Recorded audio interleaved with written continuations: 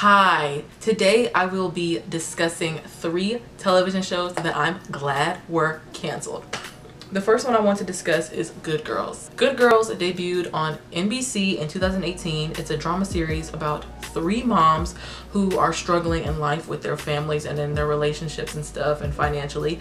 So they're also childhood friends, and out of desperation, they rob a bank. Them robbing a bank results in chaos. It results in them being gang affiliated. It's supposed to be like a comedy because it's like, oh look, these 3 suburban moms with kids are now like drug dealers, but it's supposed to be drama because relationship ups and downs. A contributing plot of the drama could also be the main 3 having to balance being moms and protecting themselves and their families from the dangers and risk that come with participating in criminal activity. But in the same breath, the show does a terrible job at displaying and highlighting the continuous, quote-unquote continuous, danger over 4 seasons, i.e. no urgency or stakes. Let's just get into why I have issues with it. I do want to commend the show on having a good starting plot. Suburban moms turned gang affiliated drug dealers, like that's cool. They're in Detroit, Michigan. I want to give them props on the starting plot because it was good. Like season 1 was a strong season. They lost me around season 3. They fumbled a good plot with super unrealistic writing, poor execution. It got boring after a while because nothing was really happening. It was the same thing, and it was a lot of empty threats, and it was like the stakes were not getting higher. And for a drama series about like, are you gonna go to jail? Are you gonna end up dead? Like you're in a gang. Like it just wasn't, the urgency was not there for me at all. People were obsessed with Rio because, you know, like the whole bad boy ethnic being with a white suburban mom, and creators first saw like people are taking attention to Rio. I feel like they just started to force it with him and Beth, and I wasn't picking up what they were putting down. Like it was, you could just tell it was forced. Also, this relationship just simply doesn't make sense. All the things, evil, disgusting things that he's done to her and her family, the things she did to him, like why would y'all want to be together? You have no reason to be together. Like, it honestly just seems like a kink relationship to satisfy housewives at home who want that ethnic bad boy experience. I'm just being honest. This actually makes no sense.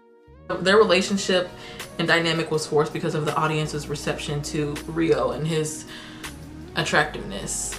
I mostly used the show as background noise, watched it or listened to it while I was doing my hair. My focus was never on the show completely because it was just boring to me. It lost its essence and the exciting factor that season 1 was. It just they just added on a bunch of layers that were so unnecessary, and it's just like, let's get to the meat and potatoes. It was good acting from the main 3 women who play the moms. Retta, Mae Whitman, forget the last chick's name. Great acting from them 3, but everybody else in the cast acting was terrible. Just being honest. It was absolute garbage. I give the show a 4 out of 10. The second show I want to discuss is Generation. Generation was an hbomax show that first debuted in 2020. Hey Siri, when did Generation come out? Yes, it first premiered on hbomax in 2021. It got a lot of buzz because it's a show about Gen Z. It's called Generation. One of the showrunners was a Gen Z. She was like 18 years old, 17, 18 years old, calling shots, editing scripts, all that stuff. And so it was supposed to feel super relatable to Gen Z because it was, you know, had a big influence because the production was Gen Z. Oh, also Lena Dunham is a part of the production in some way. Questionable. If I had to like quickly summarize it in comparison of another show, it's basically the California, slightly more queer version of Grand Army, the better show. It only lasted for 1 season, but the season was split into 2 parts. The first season was actually pretty good. The stakes were high. I enjoyed seeing all the characters and how they like interacted with one another. The acting was good. Justice Smith stars. Love him. I also want to say the situations and the problems that all the kids faced on the show were very relatable and nicely depicted. Like the different struggles and issues and relationship problems and personal problems and mental health and all that. It was nicely depicted in the first part of the show. The first part was strong. It was interesting. It was like, okay, cute, fun, quirky, the dialogue on point, conversations on point. I took issue in the second part. The second part was absolute garbage. Chaos, but in a bad way. Like it was like, what are we doing? What are we doing? It was no clear direction at all in any of the characters' lives, especially this chick. I forget her name, but I was just like, what are we doing? What are we doing? Stakes weren't there, the urgency wasn't there. Lost opportunity. I don't really know how to explain it. Like, it was just not good to me. The best way I can explain what I'm trying to say is that so much happened during part 1 that they were grasping for straws and storylines for part 2 to make up for it. Also, Gossip Girl 2021 reboot was going to be released soon after, and HBO Max wants their teen budget to go towards Gossip Girl and Euphoria, and Generation just wasn't good enough next to those two. It was like I was watching a completely different show. I was like, what happened? My favorite character in the entire show was Greta. I give the show a 6 out of 10. I'm glad it's over. It got Dawson Creek-ish, and that's not a compliment. Second part got Dawson Creek-ish. The third and last show I'll be discussing is Chilling Adventures of Sabrina. So we've talked about an NBC show, an HBO Max show, and of course I had to include a Netflix show since Netflix is going bankrupt. I want to preface by saying I don't enjoy supernatural things. I'm not into sci-fi. I'm not into like aliens and werewolves and vampires and stuff that's not real. Like, I'm just not really into that. Correction, I do think aliens are real. I just am not interested in watching, reading, or listening to humans trying to humanize them and interpret the idea of them. But I do enjoy witches. That's the only like genre that I enjoy out of that whole supernatural realm is witches. I love American Horror Story Coven. So when I heard that they were coming out with Chilling Adventures of Sabrina, I was there for the entire rollout. I was like, okay, a spooky horror version of Sabrina the Teenage Witch, the comedy sitcom show that was hilarious. We're getting like demonic, we're getting horror, we're getting spooky, we're getting scary, we're getting, I'm gonna be thinking about this in my nightmares tonight. And season 1 trailer definitely brought that. I was on the edge of my seat looking at that freaking trailer. I was like, oh, this is gonna shake the table. Kieran Shipka, Ross Lynch, like a lot of strong actors. The person that plays Theo, like, I was ready. Season 1 was good. Season 1 was good. Season 2, we're like, okay. Seasons 1 and 2 were the strongest seasons out of the 4 because there was a clear direction, as in this scene where Sabrina shows everyone, hey, I'm not just a witch, I'm also Lucifer's daughter. This power scene and others like it truly do depict Sabrina's power. Season 3, whenever they introduced the 2 Sabrinas, that's when they completely lost me. When Lucifer was revealed, they lost me. Like when it was no longer just the head with the goat and the spooky scariness, and they actually revealed him to be like this good-looking white guy, it was just like, what? Once that episode with when they were singing on the cheer squad, I was like, yeah, they're starting to show that this show was made by the same people who made Riverdale, which it is.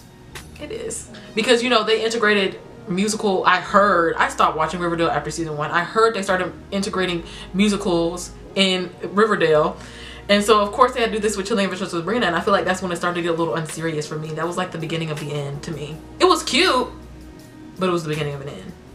I must interject with 2 things I would like to add, and they are that it's a common theme for Riverdale and Chilling Adventures of Sabrina, the Archieverse.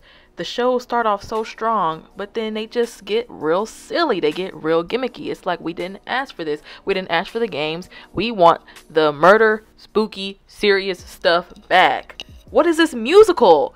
What are these games? What are these twists? You're making the show so unserious, and it's angering me. Secondly, I would like to add that Ambrose was my favorite character in the entire show. Chance Perdomo played him beautifully, and I really resonated with his character for some reason. And I honestly really did believe that he was a 175-year-old warlock, prisoner of war, whatever he was. Like, I just loved his character so much. So good. Season 1 was so good. But it's like, once Sabrina crossed that threshold, I'm trying not to really give any spoilers. You know, she's like going in here and going there and like trying to battle the 2 lives and identities, and then they just were like, okay, what else is she supposed to do? It just got gimmicky. That's what I'm trying to say. Like, the plots were just haywire. It's just like we completely lost the original direction of the show. This is supposed to be spooky, horror, adventures, Chilling Adventures of Sabrina. It was no adventures. The stakes were not high at all. I'm mentioning that a lot when I'm talking about these shows because it's just, it's an important fact. The urgency has to be there. We have to have a reason to be doing all of these things. That is a part of the story. You know what I'm saying? And if there is no reason, why are we doing it? Where's the urgency? Where are the stakes? I'm just gonna quickly say that I did enjoy the episode where the Sabrina the Teenage Witch aunties came back and it was like a parallel alternate universe, more things that we really didn't need, but I did enjoy the cameo. Also, a big thing I want to say is I wish Salem had a bigger role in Sabrina's life and her matriculation as a witch. Because in Sabrina the Teenage Witch, Salem talks, and he does not talk in Chilling Adventures of Sabrina, which when I first heard that, I was like, he might not talk, but he still might have like a lot of, you know, bite. Like he still might be super powerful and be her confidant. But Salem played no role in all 5 seasons of Chilling Adventures of Sabrina. Very little. It was just actually quite sad. They definitely put him on the back burner, and I just didn't appreciate that because he was such an integral role in the Sabrina universe. Like if he didn't talk, he has to be able to do other things to make up for him not talking. Amazing actors, the aunties, Sabrina, her friends, the warlocks, the mean girls. Everybody's acting was amazing. They just had terrible material to work with after season 3. The ending was absolutely garbage. At that point, there was no more Chilling Adventures of Sabrina. The essence was completely lost. It was just so sad. Is this for real? Is this for real? And I heard production companies are trying to pick it up. That's why they left it off like that, because Netflix canceled it, but like they're trying to get it picked up elsewhere. But I'm just like, this is the best you could come up with? It actually made me sick. How do we go from season 1 to this? I give the show, I'm gonna be nice and give it a 4.5 out of 10 because like I said, I enjoyed all the actors, just terrible material. And that's it, that's all. Those are 3 shows that I'm glad have been canceled.